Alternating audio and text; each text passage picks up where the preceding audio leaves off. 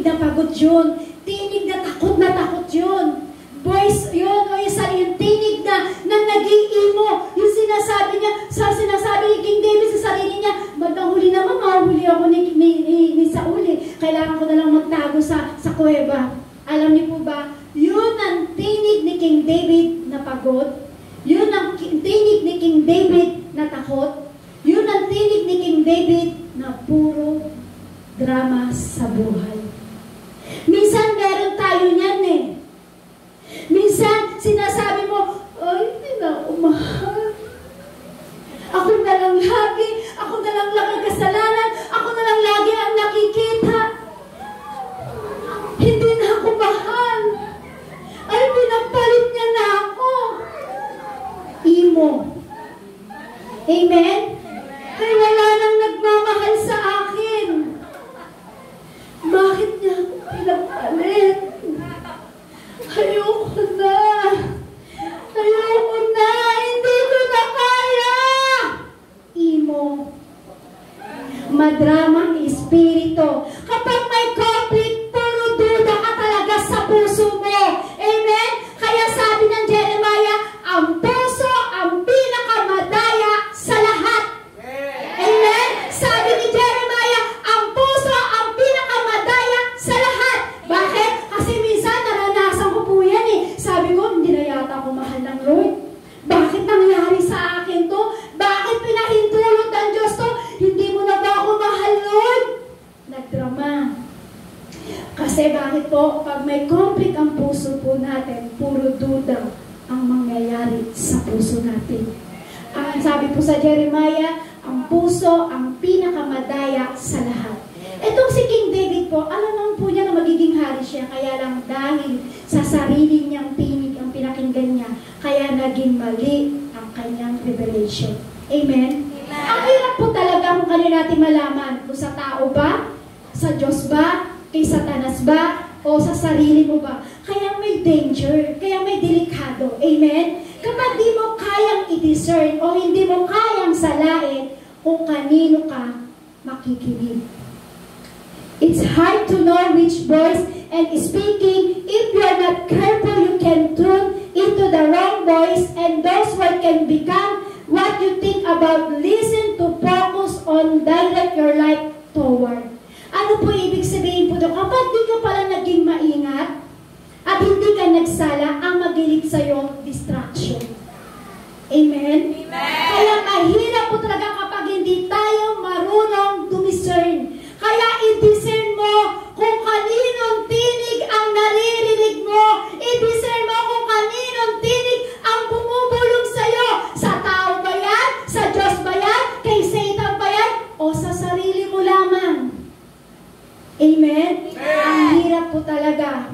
Katulad na lang po sa YouTube, sa Facebook, di ba po, sa cellphone, kung di mo sasalain ang napapakinggan mo at hindi mo sasalain ang mga napapanood mo, mali.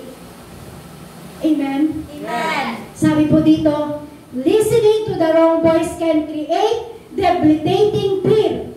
Listening to the wrong voice can create condemnation. Listening to the wrong voice can lead to spiritual extreme. Listening to the wrong voice can lead to pride. Listening to the wrong voice can cause us to reject God. Listening to the wrong voice can create doubts. Listening to the wrong voice can create depression. Kaya kung yan ang pakikinggan mo, yan ang mangyayari lahat sa'yo. Kaya sabi dito, to know, be sure to listen. Ang unang-una mong pakikinggan, walang iba kundi ang Diyos na nasa langit. Amen? Wala ang ibang unang-unang pakikinggan kundi ang Diyos na nasa langit. Sabi Mateo 17 verse 5, habang nagsasalita pa si Pedro, nililiman sila ng napakaliwanag na ulap.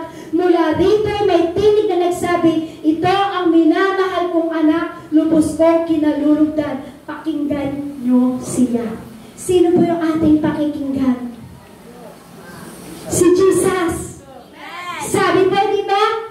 Sabi po dyan, sabi po do, lubos kong kinalulugdan, pakinggan ninyo siya. Ito yung anak niyang minamahal. Lubos niyong pakinggan. lubos niyo siyang sundin. Walang iba kundi si Jesus. Jesus is giving you answer each day. Learn to listen. Araw-araw, meron namang mensahe ang Lord sa iyo eh. Huwag mo sasabihin na hindi nagsasalita si Jesus sa iyo. Huwag mo sasabihin na hindi naman nagsasalita o hindi naman nangungusap si Jesus sa iyo. Every day may pangungusap si Jesus. Every day may tinig na naririnig ka kay Jesus. Amen? Kaya huwag mo sasabihin na hindi ka pinagsasalitaan ng Diyos. Huwag mo sasabihin na hindi siya nagbibigay ng mensahe sa iyo. Gusto niyo ba bang marinig si Jesus? Gusto niyo bang marinig ang tinig ni Jesus? Amen? Sabi po dyan, kung gusto mong marinig si Jesus, basahin mo ang kanyang salita. Sa pamamagitan ng pagbabasa mo ng salita ng Diyos, doon nangungusap si Jesus para sa iyo. Kaya huwag mo sasabihin, hindi ko naman narinig yung salita si Jesus eh. Hindi ko man narinig yung tinig ni Jesus. Yung every time na binabasa mo ang salita niya, nangungusap si Jesus sa iyo. Tinig ni Jesus ang naririnig mo. Kaya huwag mo sasabihin, hindi ako pinakinggan ng Lord. Hindi ako mahal ng Lord. Nakikinig ang Diyos sa panalangin mo. Kailangan mo lamang marinig ang tinig ng Diyos. Walang iba kundi basahin mo ang salita ng ating Panginoong Jesus. Amen? Sabi Hebrews chapter 2 verse 1, bilisan ko na po kasi yung oras.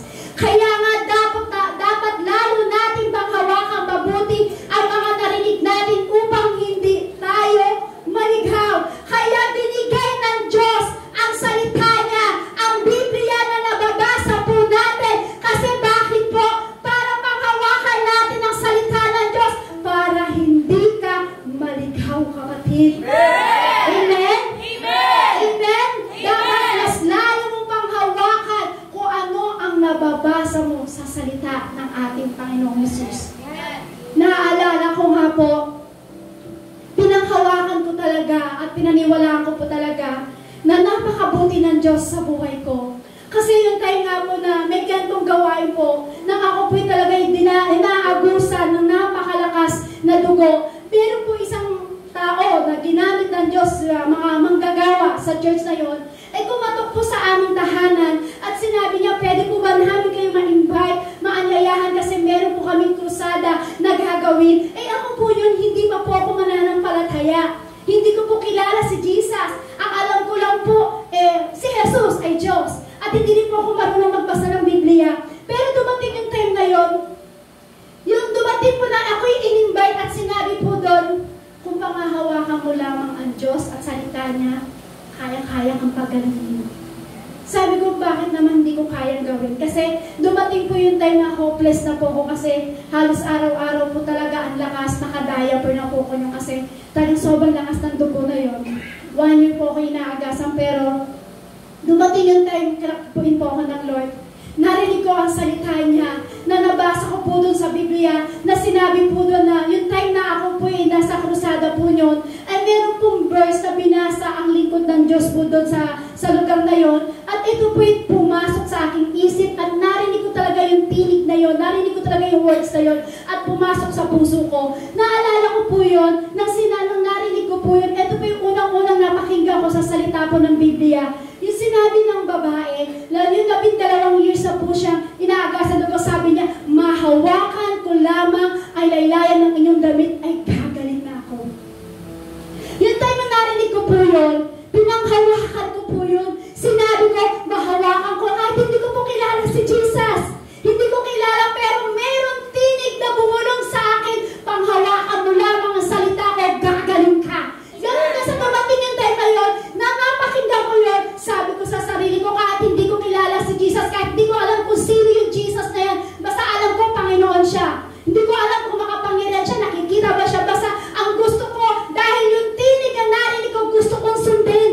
Sabi ko po doon, sabi ko, mahawakan ko lamang ay laylayan ng iyong damit, ay gagaling na ako.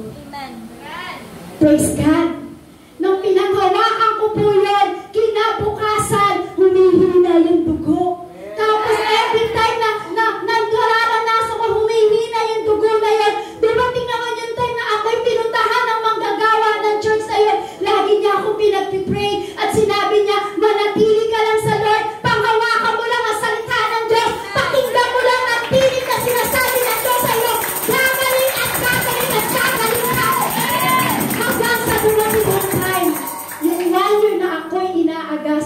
po, 1 week lang po, pinagaling na ako. Amen! Ito po ako ngayon. 23 years na nakalipas, malakas at nakakaharap sa ating Panginoong Hesus. Amen? Kasi kailangan, ito lang po dapat ang maging malakas sa ating tenging. Let Jesus be the loudest voice in your ears. Kailangan ang tinig ang Diyos ang maging malakas sa tenga mo para kung ano ang panalangin mo, ibibigay ng Diyos ang tinig niya na maririnig mo para maging prayers, para ma-answer prayers ka. Kaya kapatid, kung ano yung tinig na naririnig mo, sanain mo. Kung alam mo from other people yan, huwag mo tanggapin. Kung alam mo sa Diyos yan, tanggapin mo. Kasi diyan ka makakalaya. Diyan ka pagpapalain, diyan ka makakakuha ng kagalingan, diyan ka makakakuha ng kalakasan, diyan ka makakuha ng kapayapaan. Pero pag alam mo kay Satan yan, huwag mo tanggapin. Sabihin mo, Satanas, layas! Huwag mo rin pangahawakan yung sa sarili mo lamang. Ay, tama naman ako, lang akong ginagawa eh. Huwag kapatid. Kailangan mas malakas ang tinig ng Diyos pagdating sa tenga mo. Sa hapon na ito, merong binubulong ang Diyos sa iyo, kapatid. Ano ba yung tinig na binubulong sa iyo? Ba't di mo pakiramdaman? Sa Diyos ba ito? Sa tao ba ito? Sa sarili mo ba ito? O kay Satanas ito? Kung alam mo hindi sa Diyos yan, huwag mong tanggapin. Amen. Amen. Sino po dito ang gusto i-answer prayer siya ng Lord? Lahat po tayo, amen. Kaya sa hapong ito, kung gusto mong i-answer prayer ka ng Lord, pakinggan mo yung tinig niya. Huwag mo pakikinggan yung ibang tinig. Kasi kapag ang tinig ng Diyos ang pinakinggan mo, sabi nga po dyan, the power of listening. Makapangyarihan ang tinig ng Diyos kapag pinakinggan mo. Dapat yun ang pinakamalakas na tinig sa tenga mo, kapatid. Amen. Tayo po'y tumayo sa presensya ng ating Panginoong Hesus.